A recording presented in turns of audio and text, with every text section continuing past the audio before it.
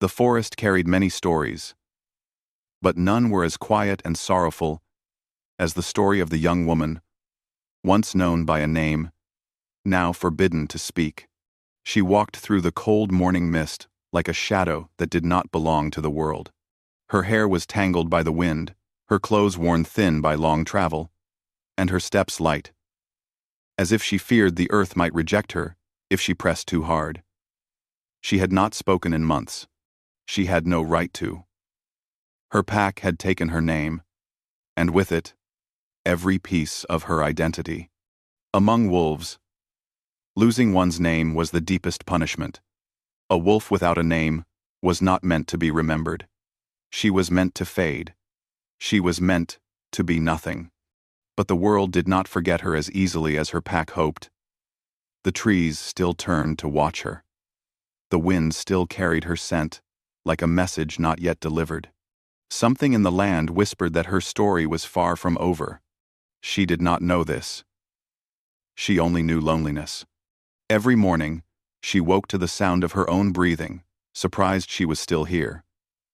Every night, she slept under the open sky, wondering if the stars pitied her. She ate little, spoke nothing, and kept walking. If she stopped, she feared the weight of her grief would drown her. Once, she had dreamed of being a protector. Once, she had believed her pack loved her. Once, she had trusted the voices around her. But after the accusation, the lie that painted her as a danger, everything changed. It was easier for them to erase her than admit they had been wrong. So they took her name. She let them, though her heart ached until it felt hollow. She let them because she had no power to fight them. And she let them because she believed that one day, even a nameless soul might find a place where she was welcome again. Still, as she walked that morning, she felt no hope, only tiredness. The forest opened into a wide clearing, and she froze. Horses, voices, movement. A group of warriors stood ahead, dressed in dark armor that shimmered with black moon symbols. The air around them felt heavy, as if the shadows themselves bowed to their presence. They were not normal wolves. They belonged to the king, the Alpha King. She had heard stories of him in whispers carried through the wind. Wolves said he ruled with strength so absolute that even the spirits obeyed him. They said he carried a curse older than the kingdom itself. They said he trusted no one, loved no one, and feared nothing. The stories always sounded too large to be real. Yet now she was looking at the warriors who served him, and she felt the pressure of someone powerful still unseen, someone whose presence pulled at the air like a deep tide. She tried to step back, but her foot snapped a small branch beneath her. Every warrior turned instantly.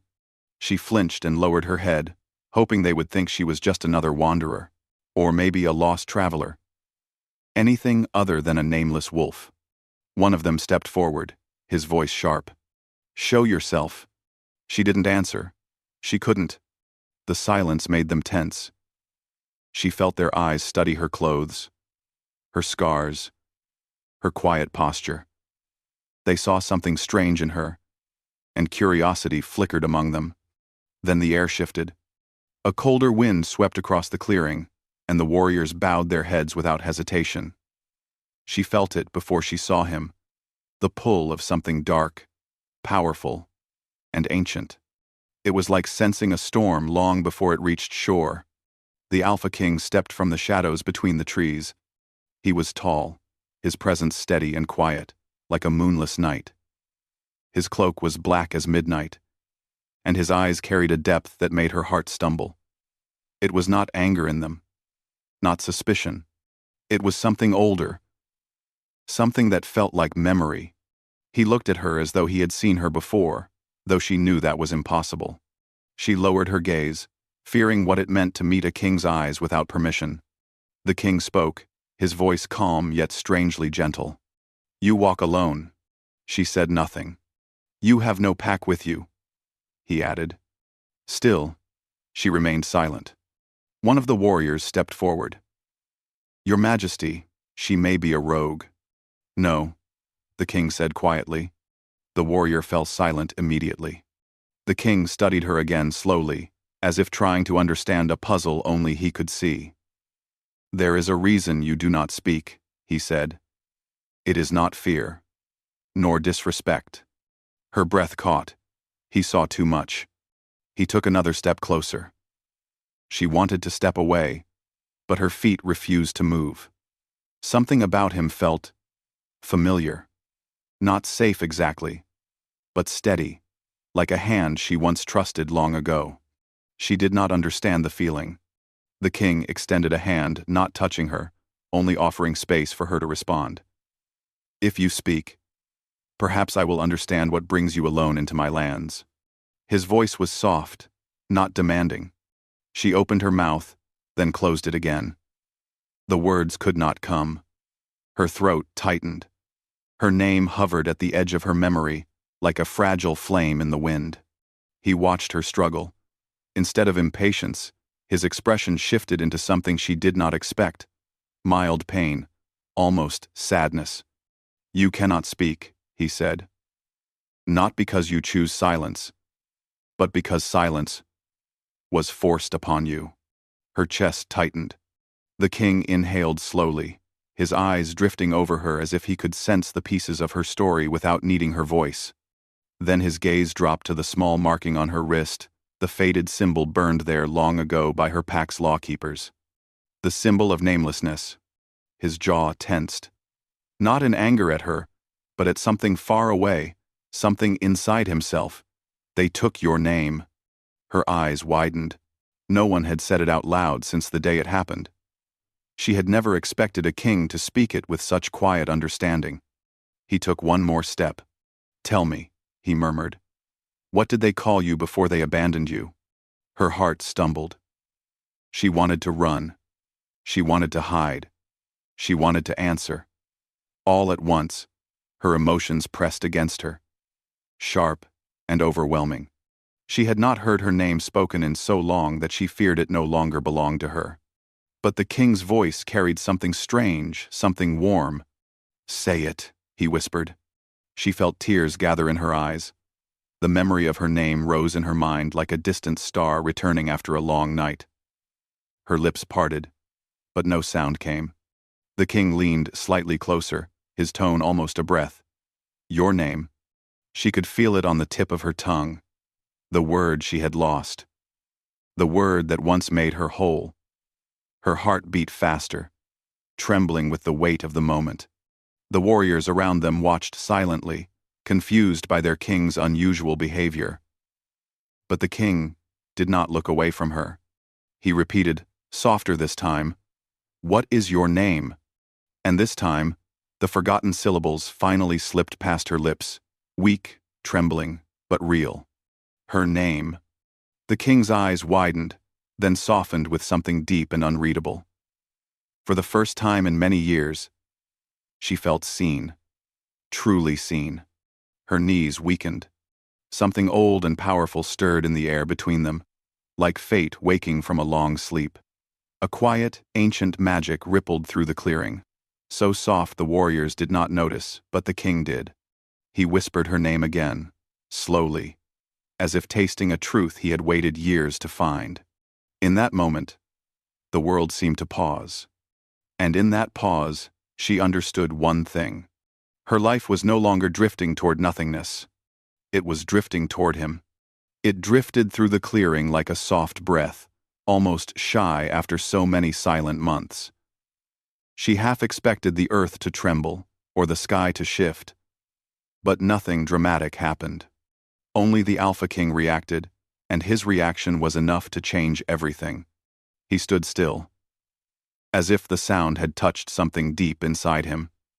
His eyes softened, warmed, then deepened, with an emotion she could not read. It was not surprise, alone. It was not curiosity. It was something older, heavier, and more personal. Her name, spoken by him, carried a weight she did not understand. The warriors exchanged glances, unsure why their king cared so much about a simple wanderer, but they remained silent, waiting for his next command. The king finally exhaled, as though letting go of a breath he had held for years. "Come with me," he said gently. Her heart jumped.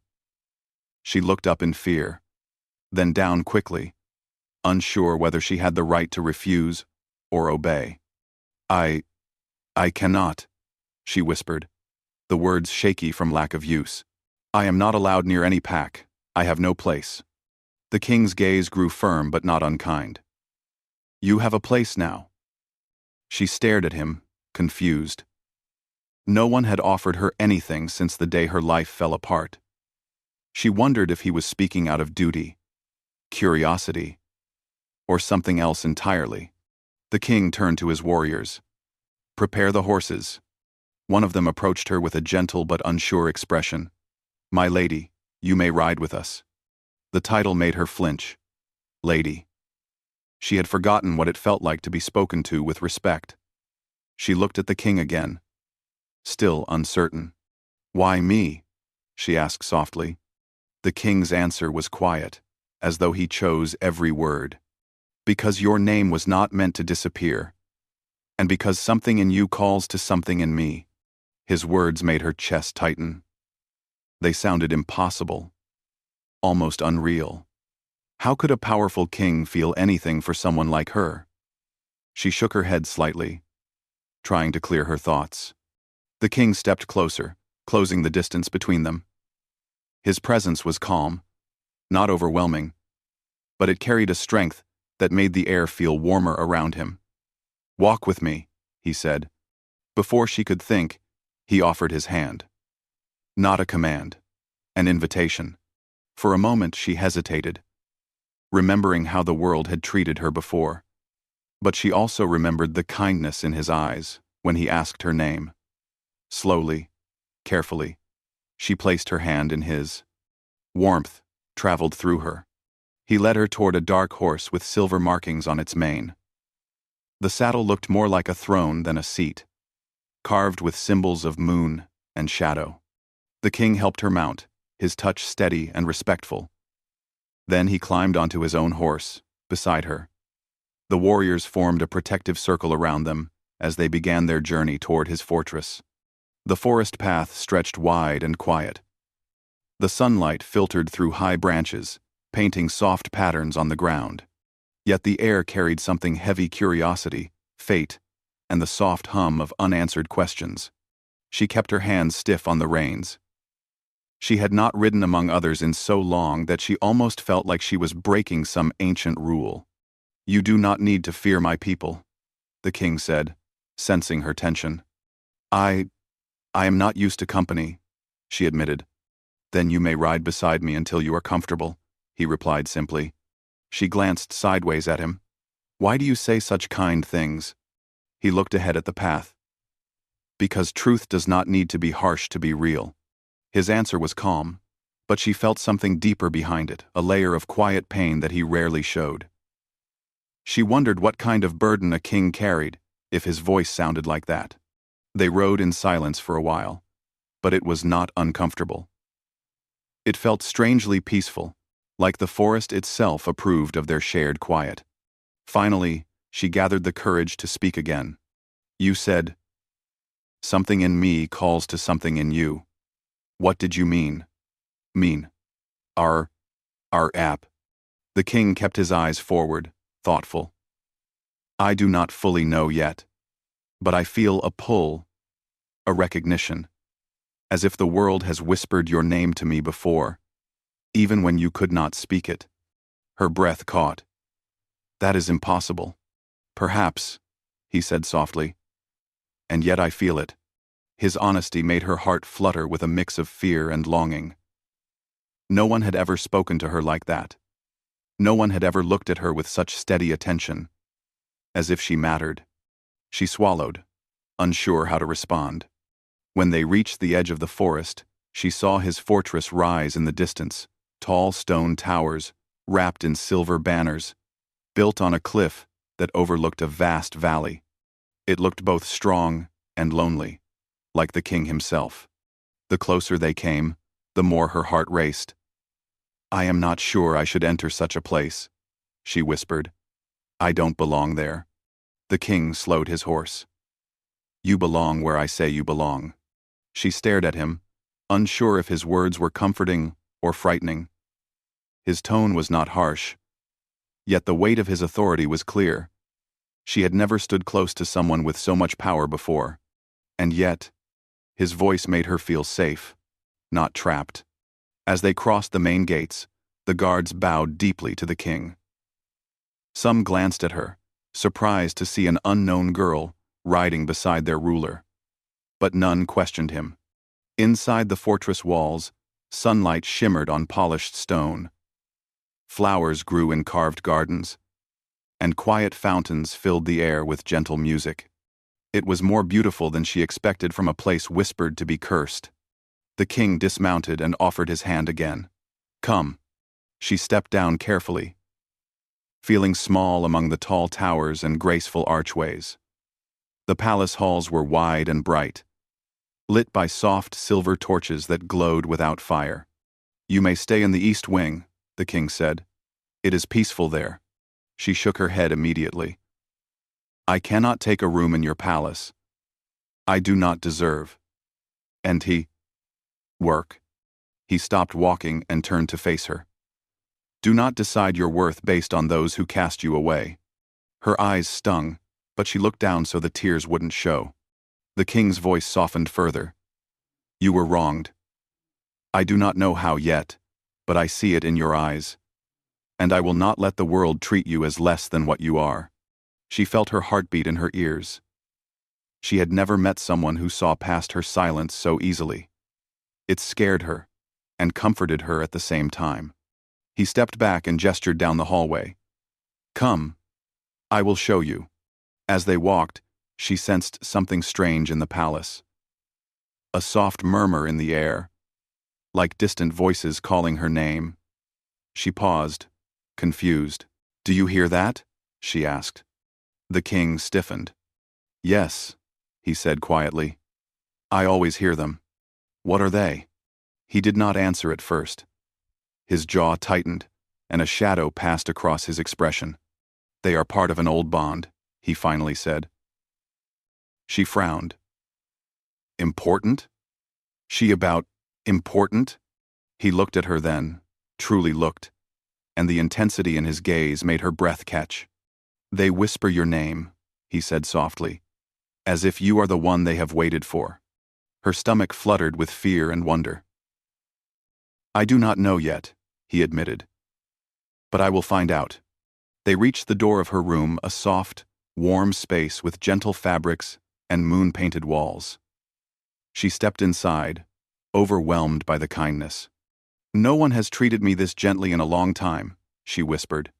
The king stood in the doorway, his eyes unreadable. You should have been treated gently all along. For a moment, neither of them spoke. The silence stretched, filled with something unspoken, something fragile and powerful. Finally, the king turned to leave. Before he stepped away, he paused and looked back at her. His voice was low, sincere, and full of calm promise. You are safe here, even from your past. Her breath trembled. Why? He met her eyes. Because your name matters to me. Her heart beat hard against her ribs. And then he added, even softer, a confession wrapped in quiet tension. And I fear what I might do if anyone tries to take it from you again. The room the king gave her was warm and gentle, but she barely slept that night. Not because of fear, not because of sadness, but because of the whisper that echoed softly in the air. Mate. The word did not feel dangerous, but it held a strange power. It wrapped around her like a thin thread of moonlight she did not know how to escape, nor how to accept. She sat on the edge of the bed, listening to the quiet palace around her. The night was calm, yet she felt something restless moving through the halls, something that seemed aware of her presence. She touched her chest lightly. What is happening to me? She whispered. But the silence did not answer. When dawn arrived, soft light filtered through the curtains. She rose and stepped toward the balcony. The valley below was covered in morning mist, and the distant hills shone with a pale silver glow. It looked peaceful, yet her heart was anything but peaceful. A gentle knock sounded on her door. She turned. "Come in," she said softly. The door opened, and a young servant entered with a tray. She bowed and set it on the table. "His Majesty asked me to bring you this. He said you may not have eaten well for many days." Heat warmed the girl's cheeks. Thank you." The servant smiled kindly. "The king seems different today." "Different?" she echoed. "Yes, lighter. Like something troubled him less in the night." She looked down at her hands, unsure what to make of that. Could her presence affect him so much? It felt unbelievable. She was nameless, for months. Forgotten. Unwanted. How could her arrival change a king? When the servant left, she approached the tray. Warm bread, soft fruit, and sweet tea filled the air. Her stomach twisted with gratitude.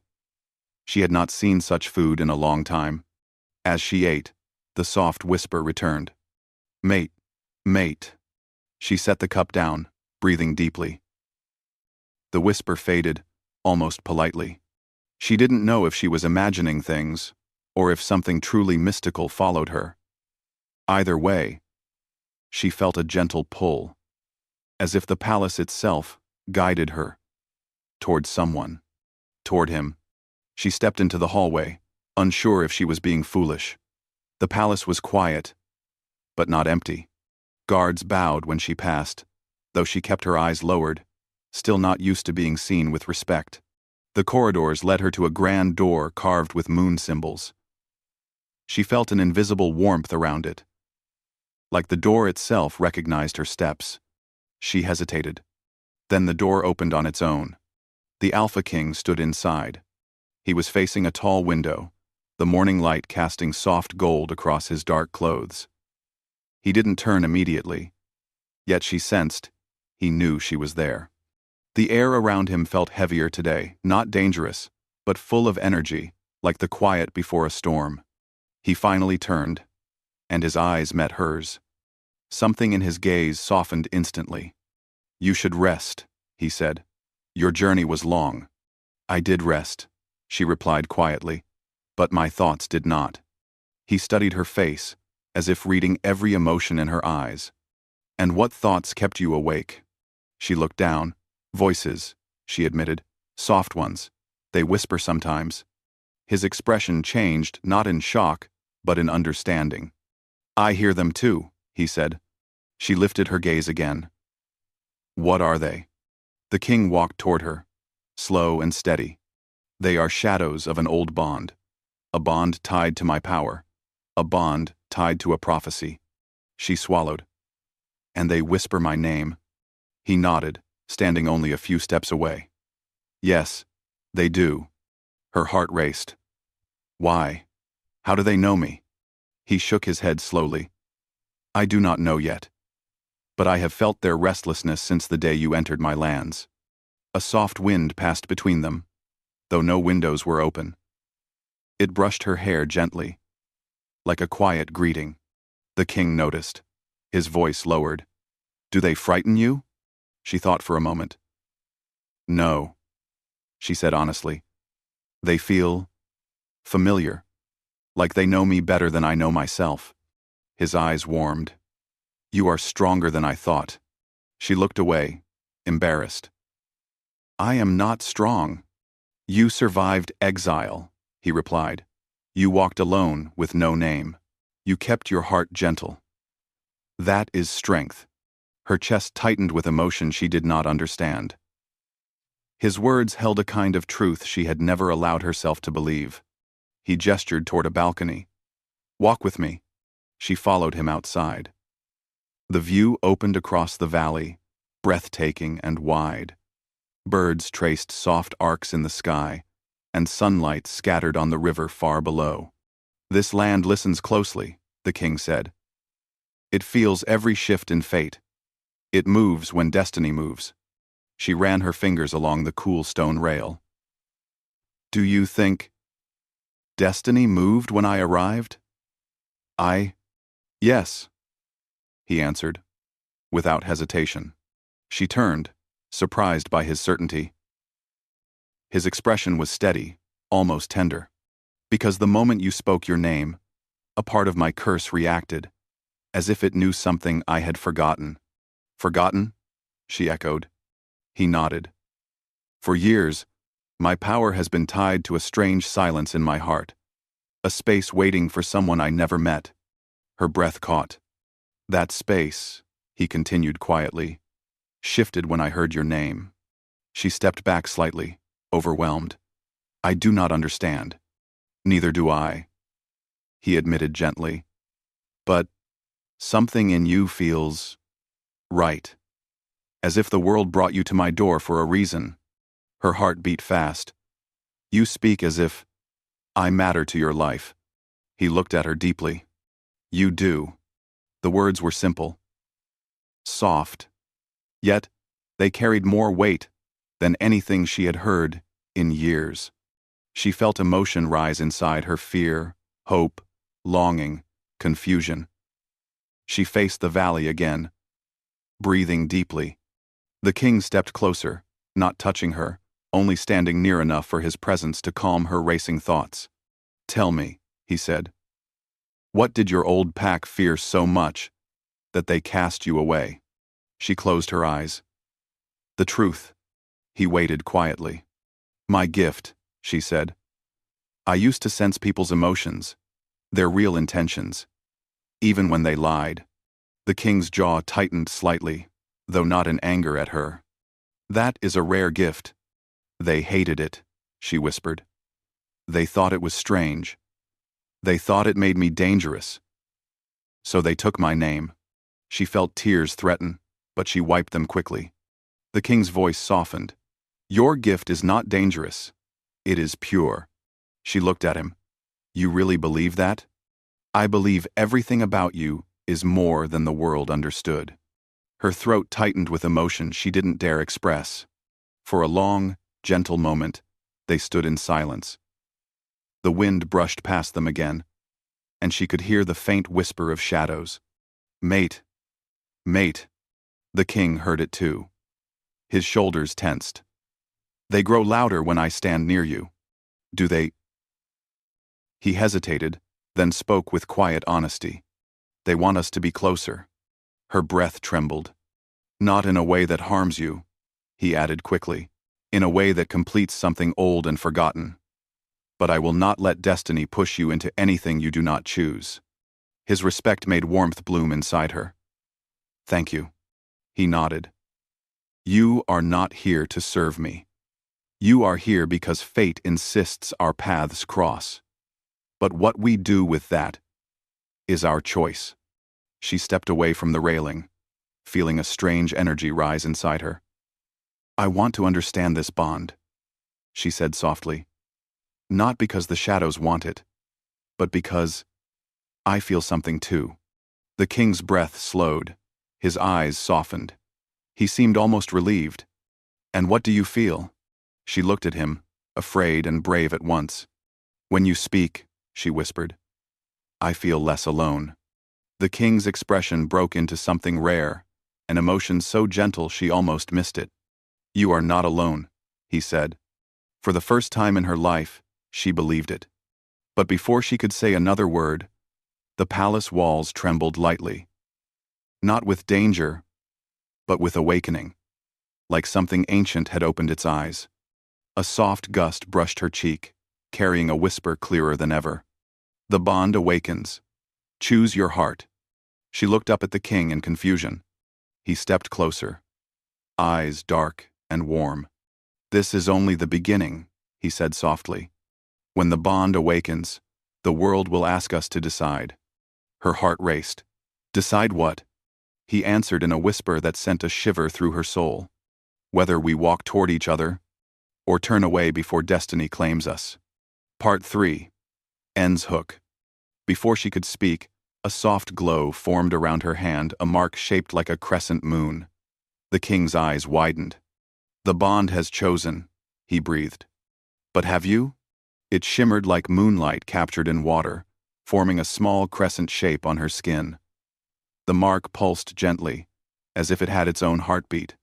She stared at it, breath unsteady, unsure whether to feel fear or wonder. The Alpha King stood frozen, his eyes fixed on the mark. Something deep and hidden inside him awakened, like a long-lost memory, rising from beneath years of silence. "It has chosen," he whispered again, almost to himself. She curled her fingers, trying to hide the gentle light. "What does it mean?" she asked. "Why me?" The king stepped closer, slowly, as if approaching something fragile and priceless. "The crescent mark appears only when the bond between two souls reaches a point of truth," he said. "It does not show without reason."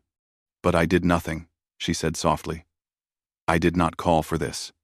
He shook his head. "You did not need to. Some bonds need no call. They simply recognize what already exists." Her heart fluttered. The words felt overwhelming. She took a quiet step back, unsure how to breathe normally under such intense meaning. The king noticed and stopped immediately, giving her space. "You are not bound to anything yet," he said gently. "The mark may choose, but you still have the right to decide." She looked at the mark again. It felt warm, like a small sun resting on her hand. She had never felt chosen by anything before. Not her pack, not her people, not her past. She had always been the one left behind. And yet here she stood, with a mark that glowed only for her. She raised her eyes to meet his. "Why does this bond want us together?" The king's expression softened into something almost tender. "Because my heart recognized you before my mind did," he said quietly. "Because when you spoke your name, it felt like a missing piece returned to me." She felt her breath tremble. She did not know how to answer such honesty. The king turned slightly, looking out over the valley from the balcony. "For years, I lived with a silence inside me," he said. "A silence that felt like waiting. I did not know what I was waiting for. Until yesterday." Her hand tightened around the mark. "And now?" "Now," he said, facing her again. "The silence is gone." The simple truth in his voice warmed her chest. She looked away, afraid her emotions would show too clearly. Before either of them could speak again, the soft whispers in the air returned. "The bond awakens. Hearts must choose. The path becomes one." The king closed his eyes briefly, as if listening to something he could not escape. When he opened them again, the shadows around him felt quieter, as though even they bowed to the moment. He stepped forward with careful calm. "Come," he said. "There is something I must show you." She followed him through a long corridor that led to a tall set of double doors painted with moon symbols. The doors opened slowly, revealing a wide chamber with soft silver light floating through the air. It felt sacred, like stepping into the heart of an ancient story. "This is the Hall of Echoes," the king said. "Every ruler before me has stood here. Every bond has been tested here." She walked in quietly.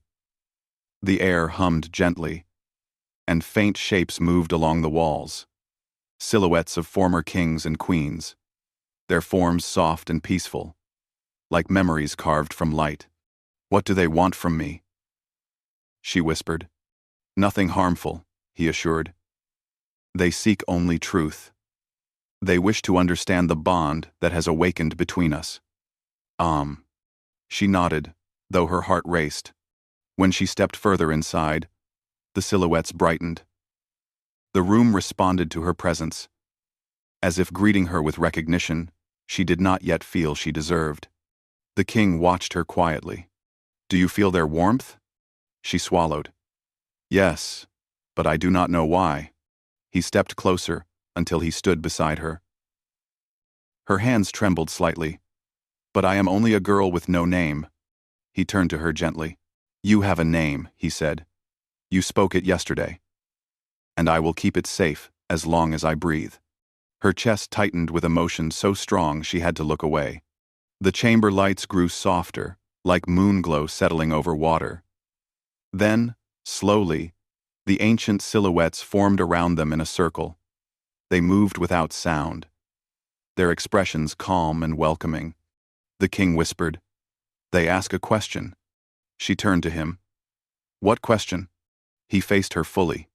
"Whether your heart walks with mine, or if our paths remain separate." She felt her breath catch. "They want us to decide. Now?" "No," he said softly. "They want us to be honest. There is a difference." The whispering shadows around them waited with patient silence. She closed her eyes, trying to calm her thoughts.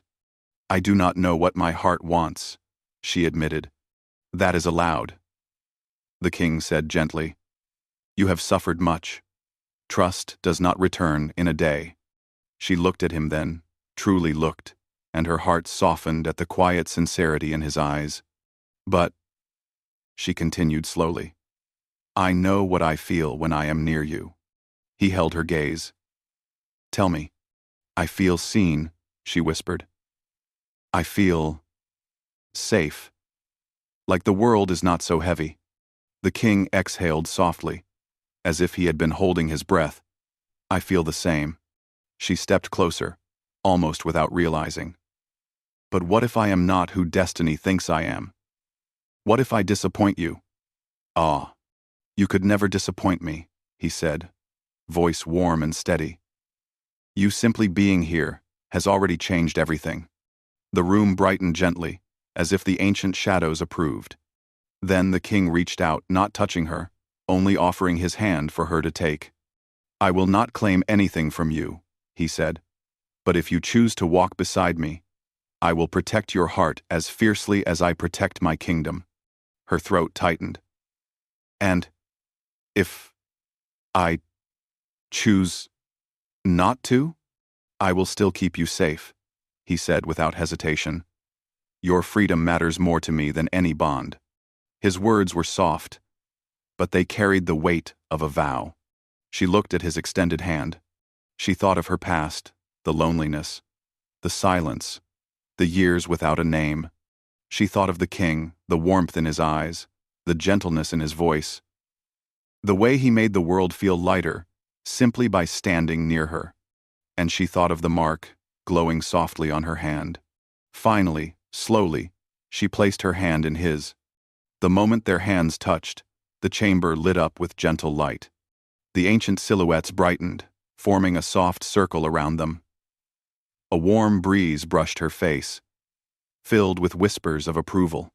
The king's eyes widened, then softened deeply. "You chose," he whispered. She nodded, tears forming in her eyes. "Yes, I choose to walk beside you." A quiet glow spread from their joined hands, rising like moonlight and wrapping them both in gentle warmth. It felt like peace. It felt like truth. It felt like the pieces of two broken hearts, finally fitting into something whole. The king lifted her hand gently, as if holding a treasure. "Then our bond is sealed in honesty," he said. "Not by force, not by fate alone." The light around them slowly faded, leaving a soft, silver shimmer in the air. The room returned to its calm stillness. The king released her hand slowly, though his eyes still held a warm glow. "You are no longer nameless," he said quietly. "From this day forward, your name lives in my heart." Her tears fell softly, but they were not tears of pain. They were tears of new beginning. The king stepped close enough for his voice to fall gently across her skin. "Together," he whispered, "we will face whatever the world brings." She nodded. "Together." As they turned to leave the chamber, the ancient silhouettes bowed their heads in blessing. The palace felt lighter, brighter, almost reborn. But as the doors closed behind them, a soft breeze brushed past her ear with a quiet message. "Two hearts walk as one, but the red moon will test what they have chosen." She stopped, breath caught, turning to the king. "Did you hear that?" she asked. He nodded slowly, his expression calm but serious. "Yes, and we will face that challenge too. together.